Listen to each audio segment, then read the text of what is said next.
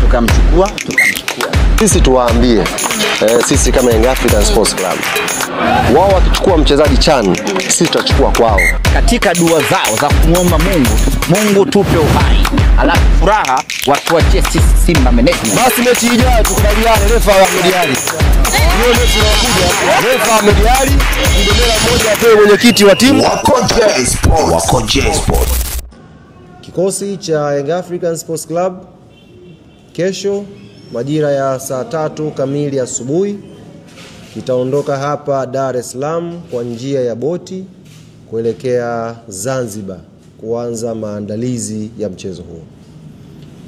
Wachezaji ambao walikuwa kwa majukumu ya timu ya taifa ya Tanzania tayari wamesharejea nchini na watakuwa sehemu ya wachezaji katika wale ambao wamebakia wakati timu za taifa zilikuwa zikicheza kuwa kwenye safari hiyo ya siku ya kesho kuelekea visiwa vya Zanzibar.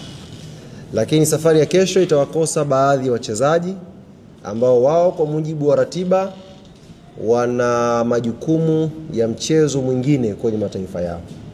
Kwa mfano mchezaji kama Prince Dube, mchezaji kama Celestine Ekua, mchezaji kama Lassine Kouma, wote hawa watakosekana kwenye safari hii kwa sababu wana mechi ya kucheza siku ya tarehe 18 kwa mujibu wa kalenda ya FIFA.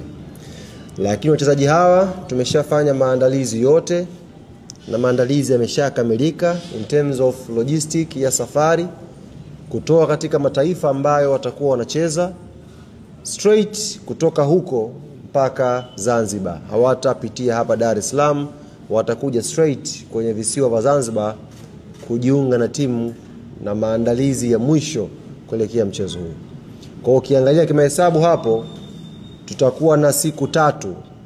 Tutakuwa na siku 3, 19, 20 na 21. Tutakuwa na siku 3 kwa timu yetu yote kufanya maandalizi ya pamoja kuelekea mchezo dhidi ya FAR. Tuachieni sisi wenye vitendo tukaifanye kazi yetu. Tutawajibu kwa vitendo kwa nini tumeondoka uwanja wa Benjamin Mkapa tumekwenda New Aman Complex. Tajionea kwa vitendo. Muda wa sisi kujieleza hakuna. Tunataka tuoleze kwa vitendo. Tukiwaambia huyu anakufa hatutaki mijadala. Subirini Jumamosi panapo majaliwa Mwenyezi Mungu.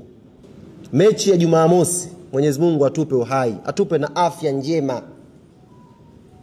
Takwenda kushuhudia kitu ambacho hamjakiona kabisa kutoka kwa Yanga msimu huu. Sasa hivi ninavyozungumza na nyie, timu yetu ya awali ishafika kule. Tupo kule. Kwa hiyo niwaombe mashabiki na wanachama wa klabu yetu ya Young Africans. Nyie ni watu wa vitendo. Nyie sio watu wa maneno.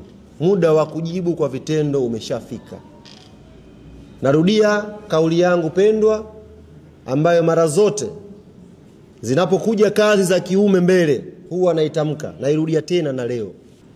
Mwana Yanga, kokote ambako unanisikiliza, kama liko jambo ambalo wewe ukilifanya Yanga yako huwa inashinda, wakati ndo huu. Usikubali kufumba jicho. Usikubali kupumzika mwananchi. Usikubali kurelax. Tutarelax Jumapili tukiwa tunasherehekea point 3 za kwanza kwenye hatua ya makundi.